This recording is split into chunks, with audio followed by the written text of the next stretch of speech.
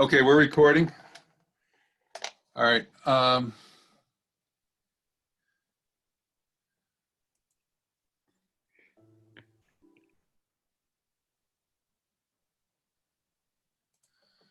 Okay, so you can see this? Everybody can see this? Yeah. All right. I can't, all I can see is you two guys on the screen. Probably for the time being, try muting and let's see if I could just see the screen myself. Try muting your speakers.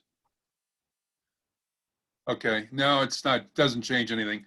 Okay, you can unmute. It's not changing anything. I'll just go through the drawings.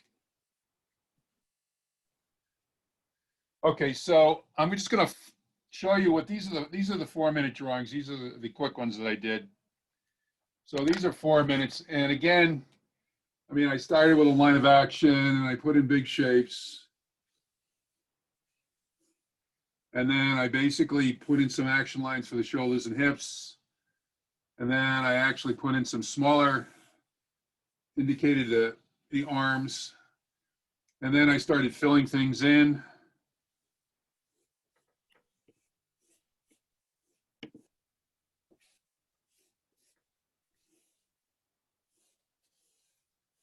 A mitten for the hand, sort of a triangle for the feet. So essentially the breasts are one shape. Something in for the hair. So that's basically what I was trying to get done in 4 minutes. I was just trying to get the basic lines of action, big action, small action, and the major shapes and some of the smaller shapes. And I would have used this negative space here to essentially place the legs. And I would have done all that in the first 4 minutes. Okay.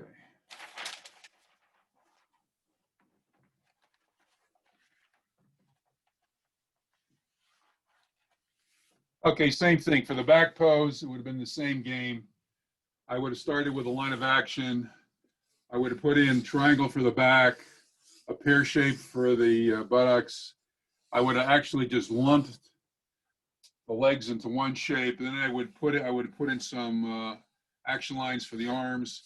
I would have had the lines of action for the shoulders and the hips put in. And again, this is what I would have tried. I would have tried to get this done in 4 minutes. Okay, side pose, same game. Okay, so the action line would have been this. I would have put in a shape for the chest, something for the head, for the pelvis. Then I would have put in some large shapes for the legs, triangle shape for the foot. Would have put a shape in for the breast. I would have put something in for the arm and for the hand up here. So that's all you should have been trying to get done in 4 minutes.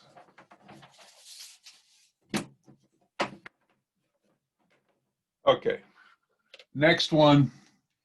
Again, that would have been the line of action. That would have been small action. That would have been the small action for the hips, small action for the shoulders. So this is the Kanapasta pose. I would have put in some big shapes for the head, the chest, the pelvis. And I would probably lump this into one shape and basically put in these shapes for the legs. I would have lumped the arms into one shape and then sort of divided them. I would have put in one shape for the breasts. And that's what I would have tried to do in 4 minutes. Again, this is another side pose. That would have been the line of action. Put a shape in for the head, for the chest. That would have been the small action for the shoulders, small action for the hips. I would have put a shape in for the pelvis. Probably would have lumped the upper thighs into one shape and the calves into one shape. And put some shapes in for the triangle shapes in for the feet. I would have put a shape in for the arm and then basically put some shapes on that and a mitten for the arm.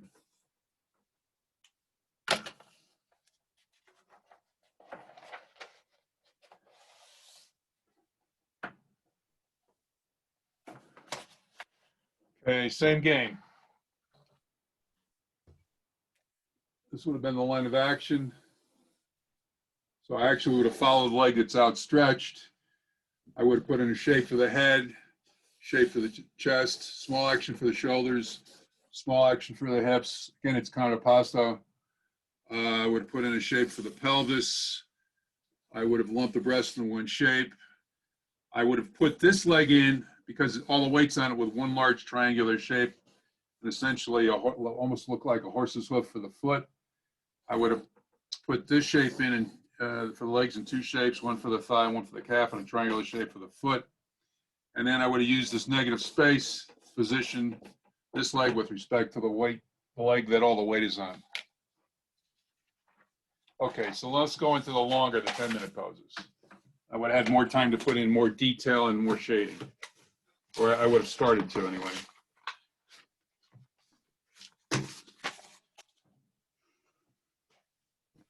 What do you mean by contrapposto? Pasta? It's Pasta? basically, it's a term that's probably 300 or 400 years old. I'm pretty sure it comes from Latin.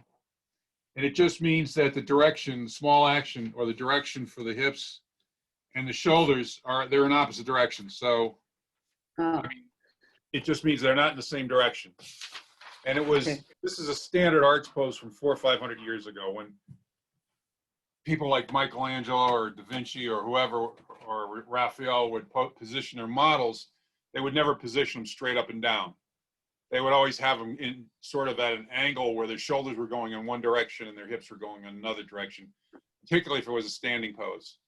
And you can look at old paintings and you'll see this all the time. You'll never see anyone, you know, in a rigid straight up and down pose where the action lines for the shoulders and the hips are in exactly the same direction. So they'd never be parallel. So those action lines would never be parallel. You don't want to do that. I mean, that's something that, you know, most models that have posed for a long time, that are professionals, would never give you a straight up and down pose, except if they're posing for a long time. If the model is posing for a long time, it's a standing pose. They have to distribute the weight evenly between their two legs or they're going to pass out.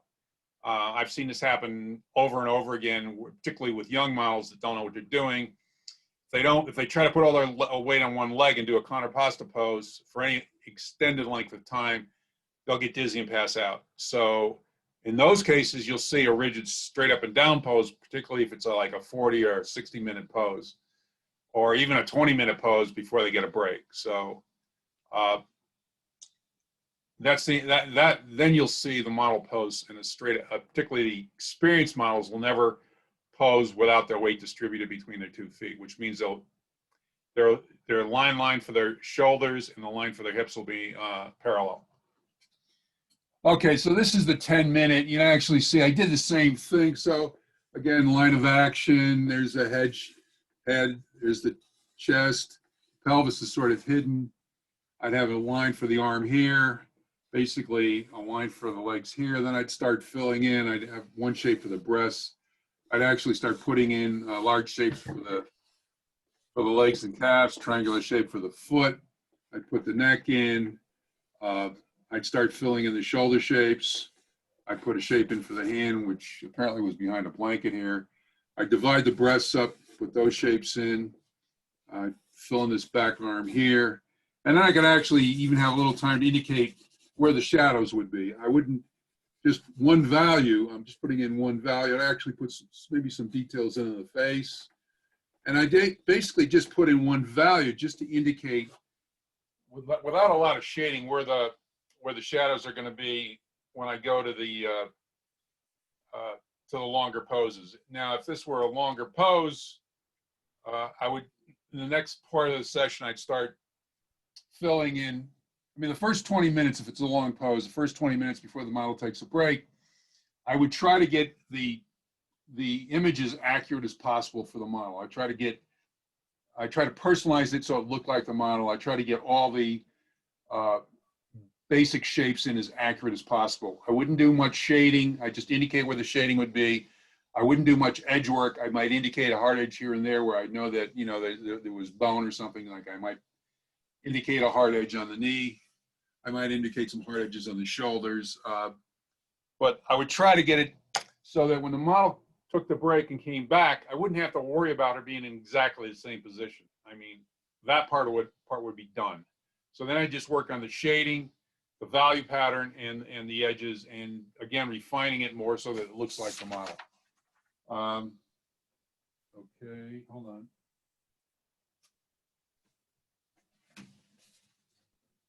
I have another drawing here someplace. Oh, that's strange. Huh. Well, I had another 10-minute pose, but I don't know where it went. Hold on.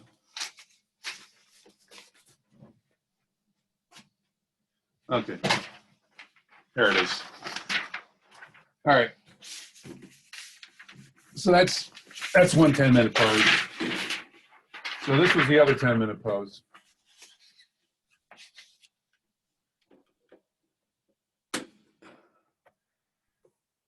All right, so again, here's the line of action. Put a shape in for the head, a shape in for the chest, a shape in for the pelvis. There's the line of action for the shoulders. You can't see it, but the line of action for the hips would be back here like that. I put in a line for the leg. I put another line in for this extended leg. I'd actually just lump this into one shape. I'd lump this into one shape and then put a shape on for the foot. I'd put a line in, a line of small action for this arm, put a shape in for the arm and for the hand. And then I'd actually start filling some details in on the face, the eyes, the mouth. I'd put, again, fill in some details on the foot. I'd have time to do this, some details on this foot.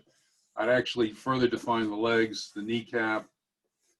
I'd basically work on the calves. Remember, this calf, the outside of this calf would be higher than the inside, and the ankles would go in the opposite direction. And then I'd indicate where I think the shading would be. Okay, before I went to the longer poses. So this would be what I do in the quick poses. Do you have any questions on this before I go to the long poses? Does anybody have any questions? No? Okay.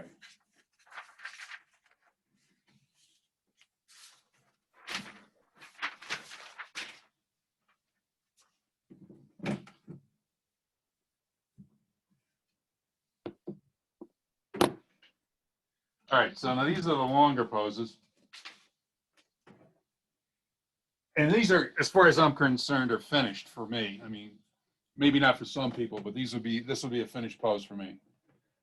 Okay, I'm not going to mark these because these have been spray fixed. They're completely done. But again, the pattern would be in the first 20 minutes, I would basically do everything that I did on the quicker poses, but I'd actually fill in, try to get more accuracy on the details, on the hands, the feet, particularly make sure all the big shapes are correct, all the small shapes are correct.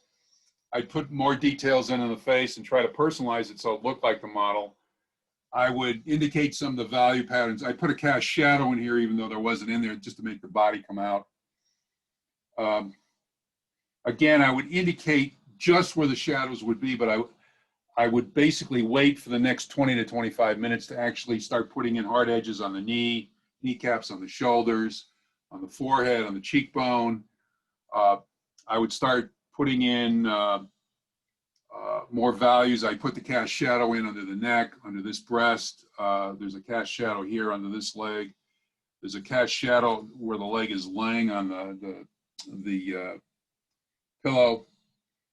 I would then put in some of the values on the dark side. That is after you go past the turning edge. So for this case, the light is coming in from above and from the left. So the turning edge on this leg would be here. You can actually see it, and then you basically would go into shadow, and then you might get some reflected light right here at the edge of the leg. Again, same thing with this leg. The turning edge would be here. I'd go into shadow. I'd get maybe some reflected light here. Same thing on the breast. You could see it. There's the turning edge, and I go into shadow. You can see a little bit of reflected light, or it gets a little lighter before I go into the cast shadow, and that's because of light being reflected back from the rib cage.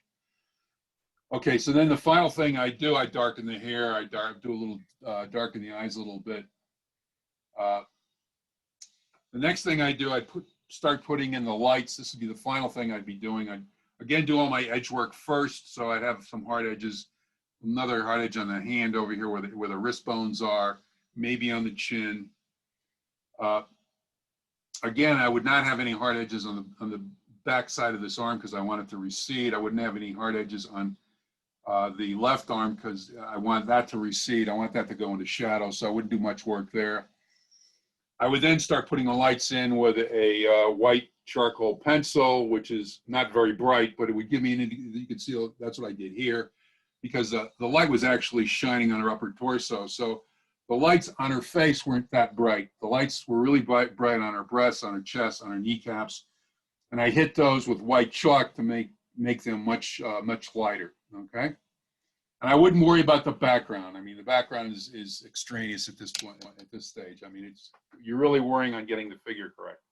So that's the first pose she threw. All right, so let's go to the next one.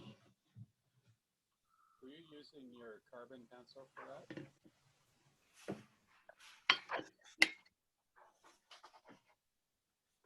So this is the second pose.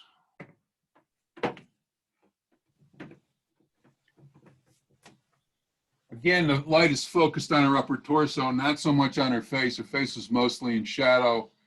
But I was going through the same procedure. I would have done more detail work on the hands and feet. Again, you can actually see I have a lot more shadow on this one. Again, the turning, I basically start putting in the cast shadows first under the chin, under the breast, under this thigh. And then I go back and I basically put the turning edges in, and I basically put the shadow in. It should be lighter than the cast shadows where it's turning away from the light. You can actually see I have a little bit of reflected light right here, again from the room. On her breast, same thing. You can actually see the turning edge and the reflected light coming in from her chest. Again, her upper body was really the place where most of the light was and where the shadows were the darkest. As I went into the legs, the light was much more diffuse. The shadows were a little bit lighter. Again, you can see the turning edge and a little bit of reflective light on the bottom of her thigh. Then I would go in, I darkened the hair, I did some work on the eyes and mouth to personalize it a little bit more. I put the edges in, shoulder, elbow, kneecaps. These are all bone. Again, they're dark because of the cast shadow. Even the right breast has a very slight cast shadow under it. That's why there's a dark line under it. I'd darken her hair. I'd go in with the white charcoal pencil and I'd start putting where the lights would be. Again, because the light is really hitting the upper part of her torso for this pose, I would again hit this with the white chalk to bring out the lights, particularly on the kneecaps. Any place where you have an apex, like on the kneecaps, not only are you hitting it with the light is hitting the kneecap because of the bone, but there's also a hard edge due to the bone there, and the lighting it, the fact that you're hitting it with the light it's actually going to be very bright because of the structure of the knee and the kneecap. The breast would be a little softer, but there's intense light on them. The rib cage, again, I'm indicating some of the ribs. Again, the light's catching the ribs. Again, there's not that much light on the arm because, again, the light was really focused. She had it focused on her upper torso. Okay, so that's what I would have done for this longer pose. Are there any questions on any of this? I'll go back and redraw any of this or work on anything you want me to work on that you specifically are concerned about. Were you using your carbon pencil? I can't hear you, Jen. You got to turn up your volume. Oh, yeah, not sure. Still can't hear you. Can you hear me now? Yeah. Okay, I'll just speak louder. Were you using your carbon pencil for that? For which one? Well, For the one shadows? certainly- It's a 4B. I use the 2B for the first 20 minutes to get the shapes right and personalize it and get everything sort of correct and sort of indicate where the shadows are going to be. And then for the second 25 minutes when I'm actually putting the shadows in, I'm using a 4B. I'm put all the edges, the hard edges and soft edges and the shadows, all the values are put in the second 20 to 25 minutes with a 4B. So that's the softer pencil, so I can move faster. I could do it with a 2B, but it would take me longer time because the 2B is much harder and you have to press hard, much harder to get the carbon off the pencil onto the paper. Okay. Any other questions?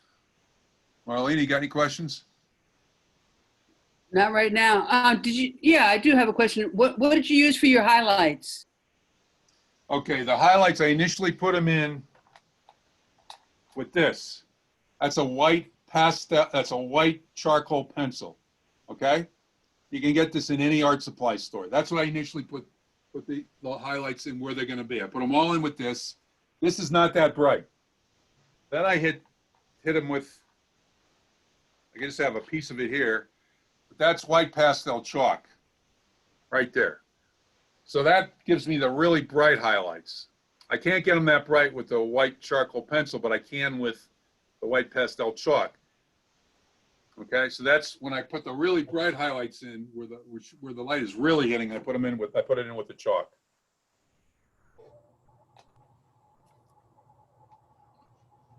Okay, and any, Can you hear me better now? yeah, that's much better. Okay. So I had, I don't know if you want to wait for this or just jump in, whatever, but I had a bit of an issue with kind of the smudginess and I used the carbon pencil, and then I got a fair amount of dark on it. And then when I put the white chalk on it, it kind of smudged a bit, and it's really, Okay, you don't put the white chalk on any area where you put the carbon pencil. So you leave the areas where the highlight's going to be. You leave the paper. You don't basically put any shading there. Okay, if you put shading there, you're going to smudge it with the white chalk. It's not going to look right. Where all you see, I put all the highlights. All I had underneath that was the paper. I mean, I didn't put any shading where the highlights are going to be. That's why I said in the first 20 minutes, you should actually draw a pattern where you're going to put the darks, where the shading is going to be. Your mid value is going to be the tone paper. Okay. Right. And on top of that, you're going to put your lights and your darks, but your lights have to go directly on the paper. You can't basically put them over the any place where you've shaded, because you're just going to get smudge. It's going to kill the white of the chalk or the pencil. You can't do that. All right. So you don't want to do that. That's the way to get around that problem. my drawing is quite a bit smudgier than yours. Well, a lot smudgier than yours. Did you drag your hand? No. Well, then you got to be careful with your shading. Don't overshade. So that's the key. That must be the problem. And one of the things I'm having problems with is proportions. So I kind of sketch it in and see it doesn't look right, and then re-sketch it. So that re-sketching puts in marks that I don't really want there. Okay, what you do is when you basically put in the initial lines of action in shapes, small and large shapes, use the 2B, or even if the 2B is putting too much carbon down on the paper, use a 1B. You want those lines to be light so you can go over them and correct. You don't make them dark. Don't lean on the pencil and make those lines dark. That's the key. That's how you get around the smudges and having too many, you can have as many lines as you want there as long as they're light. If you start darkening the lines a lot and really leaning on the pencil, you're going to get a mess. So that's why I say go from the 2B to the 4B. But if you're having a problem with the 2B, go to a 1B, which is even harder, the lines will even be lighter. Okay. So that's how you get around that problem. So in the past, and I've been advised to, not even sure how to phrase this, when sketching something in, just continually adjust the line until where you want it. So unless I draw very lightly, that creates a smudginess. All right, let me just basically do a demo online and how to do that. This technique gets around all that issue. I mean, that's a common issue with most other drawing techniques, but not with this one. Okay.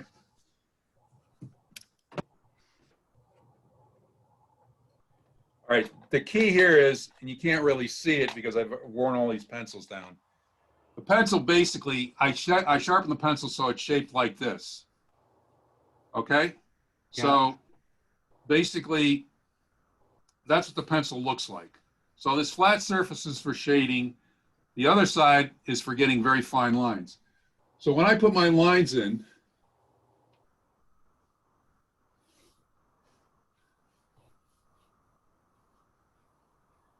I mean, I'm not taking my hand off the paper. I don't care about any of the total accuracy of any of these shapes, as long as initially I'm close. Okay, that's all I care about. But I'm not doing this. I'm doing a continuous line, and I can make it as light or as dark as I want by how I rotate the pencil or how much weight I put on it. Okay? All these lines aren't, you know, as you start filling this thing in, these lines are not going to smudge that much. Okay, you see how light I'm going? Yeah.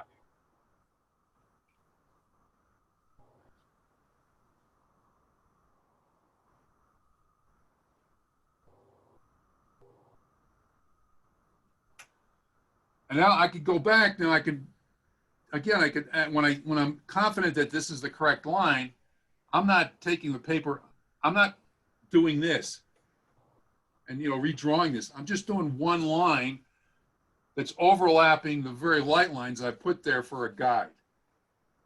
And then if I want to do shading, if I'm going to, even where I'm going to indicate the shading, I just basically do very light sort of, I'm just putting a pattern where the shading is going to go. But I don't do the shading until I really have the figure well drawn with all the, more or less almost the details that I'm going to put in. Okay, and I just keep going over this, but I don't basically put any weight on the line until I'm really confident that I have it right. And Okay, then I think that's the point right there. Yeah. Okay, so this is a continuous line technique. I don't take my pencil off the paper.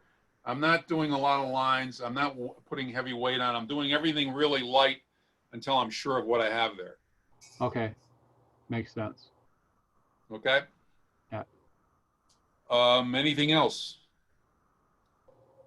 You guys want to show me anything you want me to correct? Well, I've already sent you mine. I can show it if you want. You sent me yours? Did I respond? I must have responded, right? Yeah, you did. Okay. Yeah, I can put it up. Okay, why don't you put it up? Because I responded to a bunch of people, so I don't remember exactly what I said, but I'll take another look at it. I mean, there's only 2 of you in this session, so I mean, I don't know how much longer we're going to. Okay, I do remember this. Okay, well, I think what I said is that, yeah, I could see why you were having problems smudging things. Your outside lines are, I mean, these outside lines. Can you actually see what I'm showing on the screen? Can you actually see what I'm doing? No. Okay. No. All right. So I'll just do it here. What you're doing is that you're basically making these outside lines way too heavy. You really do not want to do that. I mean, first of all, on this arm, you wouldn't have heavy lines on both sides. Right. And you'd want this arm to recede anyway. So you'd actually have the lines fairly light, and you just shade the arm in because it's going away from the light. So you don't want heavy lines. And even the line under this arm, again, I think you're just making the lines too dark. Again, the darkest darks are going to be where the cast shadows are. And you don't have a cast shadow on the arm. That you actually would probably have some reflective light coming back into the arm. So you would not have a real dark line there. Now, where you have her sitting down under the butt, okay, you would have a slight cast shadow there, so that dark edge is valid. But then the dark edge on the calf and on the heel, those aren't valid. Those are in the light. That can't be dark. All right, the same thing with the other leg. That's in the light. That can't be dark. So those outside edges are your problem. That's a point where I didn't like the shape and corrected it by putting more lines in. Yeah, that's what you don't want. You want to basically do the lines really light, either with a 1B or 2B initially, until you're confident the shape is correct. And then when you get to the second half, when the model reposes after the first 20 or 25 minutes, then you can basically start putting a little more weight on the lines and darkening the lines where there might be a cast shadow, like under her thigh, okay? Or where you have a hard edge, like on her shoulder, you don't have a hard edge. So there should have been a hard edge on her shoulder, which you don't have. Okay, so and again on her knee, that shouldn't, the left knee shouldn't have a dark edge. It should just have a hard edge. Yeah, right there. That should just be a hard edge, not a dark edge. Again, because it's in the light. Anytime you're in the light, you can have a hard edge, which is a fine line that you put some weight on, but you don't have a broad dark edge, a dark line. Okay? Okay. So the whole idea is put the lines in light to start with until you're really confident. This is not a bad drawing. I mean, you need more work on the hands and feet, but the overall, you actually have her, it does look like her. And her thigh is actually that big. You have actually the thigh looks like it's too big. It's not. Her thighs, she's pretty muscular. So that thigh is pretty close to that size. Maybe not quite that big, but it's pretty close. The other comment you made was, well, you just made it again on the detail on the hands and feet. And actually, I didn't quite understand what how the sitting went in intervals. I thought we were starting new drawings every time she sat down. So none of my drawings took longer than a sitting. Okay.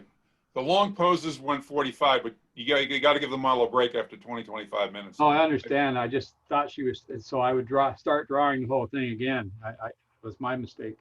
So yeah, you want to try and get the details on the hand and feet in the first 20 minutes. If you don't, just leave them for the second 20 minutes and fill them in. Okay. Part of the problem I had was with the hands and feet is I don't seem to be able to control a good edge with this carbon pencil. And probably just not first time. You got to shape it right. You got to basically sand down one side, so one side is flat and triangular, and the other side, when you rotate it around, you got to find point. Basically, your pencil should look like this. And you get this flat surface by using sandpaper, and as I rotate it, okay, the back side of this, so you'd use this edge to get the shading or a really broad dark line, but then you'd rotate it around and that would give you a fine, a very sharp hard edge. And part of the deal is basically to get the hard edge, you'd actually start going vertical with the pencil, okay? That gives you a really hard edge. I'm almost vertical to the paper now.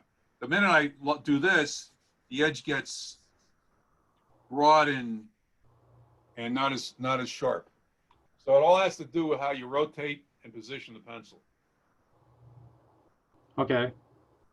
I guess I'm gonna have to practice with this pencil some more. I'm just not. Yeah, you got to practice with it. Yeah. It just takes a little time to see. I'm basically used to this because I've been doing it for a long time. But you don't see me doing this, but I'm rotating the pencil like crazy as I start putting in the edges on the body and basically the shading. I'm rotating the pencil all around, so I can go from anything like this to that, by just rotating the pencil. I think you covered that. You covered that in session 2 or 3, the shape of the pencil. Yep. Yeah. So that's part of this technique. The shape of the pencil, not taking your pencil off the paper, and basic continuous line. You're not doing, a lot of these techniques use this type of scratchy stuff where you do this kind of thing. That's not what this technique is. It's not a broken line technique.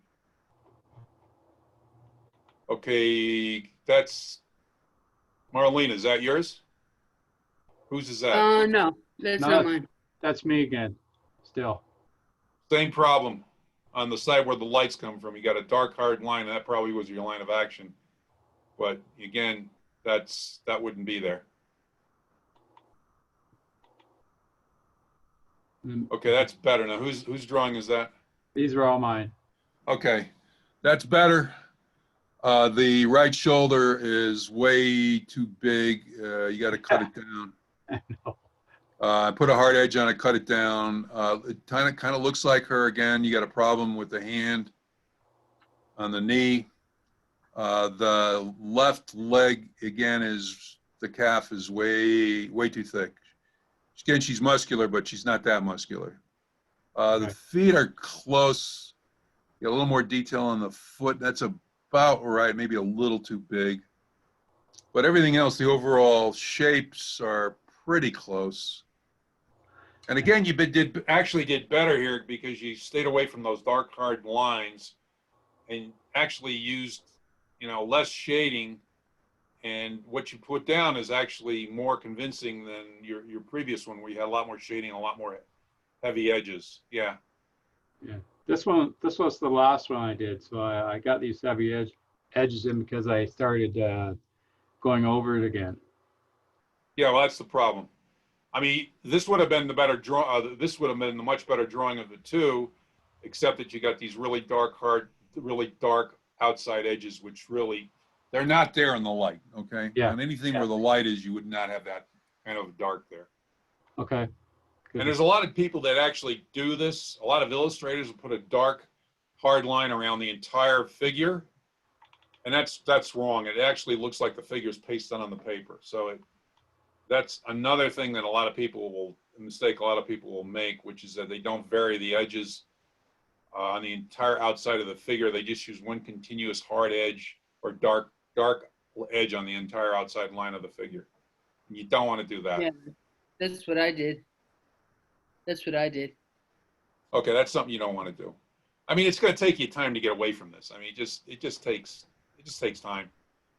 But I mean, these are like standard mistakes people make, and then the drawings are not convincing. I mean, if you look at what I did,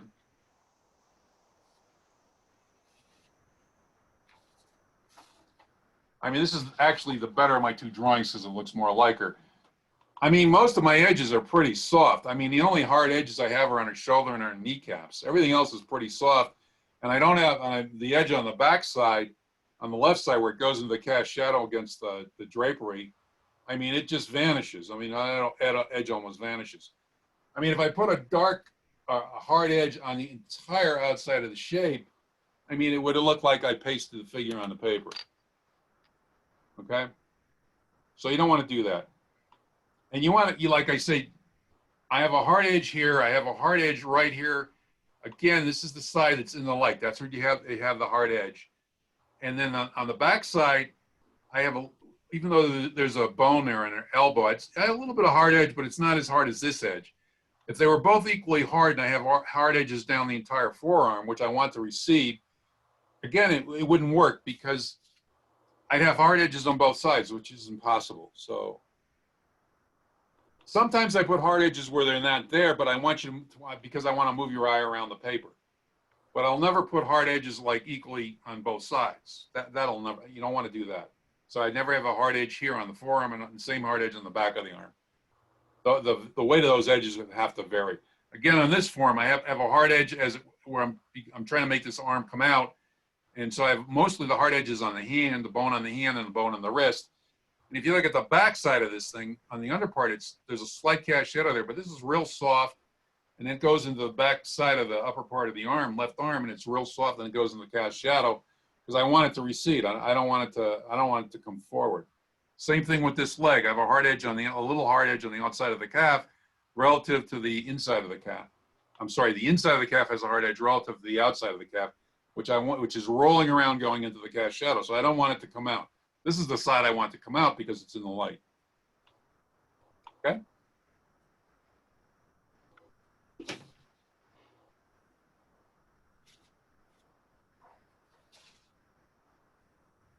Okay, are you guys got any other questions?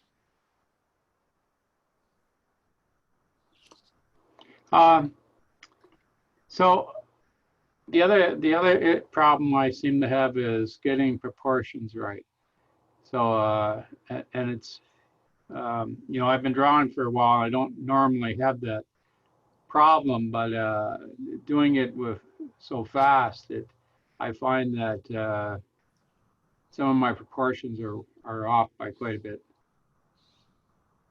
That's just, I mean, that's just something, like I said, it just takes time for you to actually get the proportions right, to actually see what's there. That's a problem with you actually seeing what's in front of you and using the right side of your brain.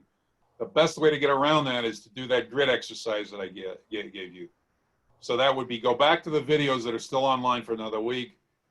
Do the pose that I just showed you, or first long pose. Do that freehand, and then basically take a screenshot and basically grid it out from the screenshot, and then get a piece of paper and grid the paper, and then transfer the screenshot image to the gridded paper and put that aside, and then do it freehand again, and you should see a huge improvement in your drawing. That'll be helping you to train your eye using the right side of your brain to see what's actually there. That's the best way to get around that problem. And that just takes time. And again, you don't have to do, I mean, the technique I'm teaching, you don't have to basically try to do it. If you don't want to do it in 45 minutes, you don't have to. You could take what's online, take one of the, pause it so you have the one frozen pose, and then, you can measure everything if you want, physically measure everything and basically work it up much slower, but using a lot of the little tricks that I've been giving you about edges and values and, again, characterization of the model if you want. But eventually what you'd like to get to is where you don't have to use any of those crutches. You can actually just draw from life and get the action and the big shapes. That's the key, is to get first get the action lines, big and small, then get the big shapes and small shapes in as accurately as possible. I mean, if you start with something that's fairly accurate in terms of the shape size relative to one another and what you're looking at, then as you build it up, you won't have as many problems as getting the proportions right. That's the key. So the key involves you seeing what's actually there. And then what I'm trying to give you tricks to train your brain, the right side of your brain, to use that more to see what's actually there. Because if most people are used to using the left side of their brain, and that's going to deceive you every time. You're going to think there's something there because of what's recorded in your brain and it's pulling back from memory and telling you, well, this is what should be there, but that's really not what's actually there. I mean, I got to have someone drawing right next to me and they're seeing something entirely different than what I'm seeing because they're not using the right side of their brain. They're actually using the logic side, which is giving them information that's not accurate. And the other thing is, I also draw with one eye. So if you draw with two eyes, that gives you two different views of the model. So you're using bifocular vision, which is going to actually, again, if you're not correcting for it, you're going to get something that's not actually what's in front of you. So that's the best way around that. I mean, I could give you a cookbook description on all the proportions for the ideal case where the model's at your eye level, but none of that, it basically is going to, be of any value if you're actually drawing in real life from a live model. They're not going to do rigid poses for you, or if you're painting or drawing, you don't want a rigid pose anyway. So you have to basically, because of perspective and foreshortening, you have to get the shapes as close to what you see as possible. But you can use all these other tricks initially. You don't have to try to do this initially from scratch. Use all these tricks. Use the grid trick. I mean, you can buy these. You can buy a grid online where you can actually put a grid in front of either the screenshot of the model or an actual front of a physical model, and put the same grid on your paper, and then work from that, and just take all the time you want. I mean, that's all part of the training. But eventually, you want to get to what I'm trying to teach is essentially to do everything from life and not use any of the crutches.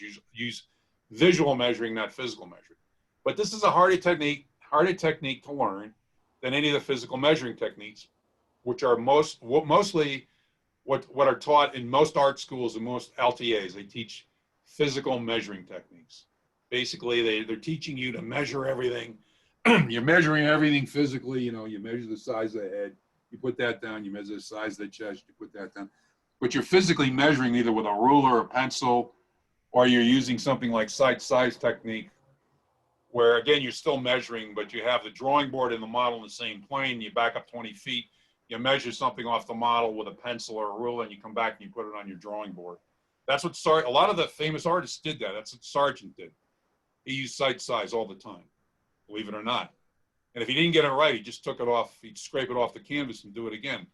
That's why that lantern picture with the kids, that it's very famous, took him like 2 years to do. Even though it's alla prima, supposedly alla prima, it took him 2 years to do that painting because it was outside with kids and he was using sight size. So that wasn't done in a couple hours. That took him 2 years. Okay, are there any other questions? Not just now. All right, so you guys can email me. I'm going to basically end this. We've gone over an hour, almost an hour. So, Marlene, you got any questions before I sign off? I was just going to ask you, do you think it'd be a good idea to, that book that you have out? Yeah, that would be a good. To do a grid thing on that? Yeah, you could take any of the examples. I have 3 demonstrations in the back and a lot of examples I did. You could take any one of those, make a copy of the drawing or whatever, and grid that, and basically draw it. First, draw it free. Try to draw it freehand, following like the any one of the 3 demonstrations I have in that book. Do it freehand, and then do the grid, and then do it freehand again, and see how close you come to what I have as the final result for the demonstration. I mean, Okay. the grid technique will help you improve the use of you using the right side of your brain. If you were taking a class from me, which would go 6 to 8 weeks, basically you would be drawing from a live model every week for 3 hours, and with the same procedure that we went through last week, okay? Quick poses, then the longer poses. But the point is, because you'd be drawing from a live model, and you'd eventually be forced to use the right side of your brain, because I wouldn't be giving you time to think, particularly with the quick drawings. I might even get it down to like one minute or even 30 seconds. I'd be forcing you to actually see what's there and put it down as fast as possible, so you wouldn't use the left side of your brain. By the 3rd or 4th week, your drawings would improve by a gigantic amount. It would be almost the same as the grid technique. But there would be a step function improvement, not a gradual improvement. It would be a step function, okay? It would be a large improvement. And that has to do with the fact that I'd be forcing you to start using the right side of your brain more than you normally use it.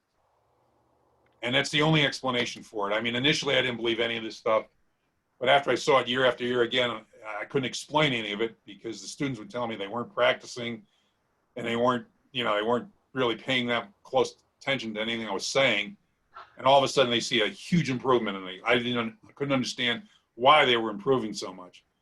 Well, it turns out they were being forced to use the right side of their brain, which, by the way, you use almost exclusively till you're about 8 or 9 years old, and then you start using the left side, the logical side, and that's pretty much what dominates most people for the rest of their lives, unless they're artists, particularly if they're figurative artists. Then they use the right side of their brain. They have to use the right side of their brain, because if they're portrait or figurative artists, they have to be accurate, or they're out of business. But I mean, all these techniques and exercises that I'm giving you, this is to basically get you to start seeing what's in front of you, not what you think you're seeing, which is usually wrong. Okay, anything else? No other questions?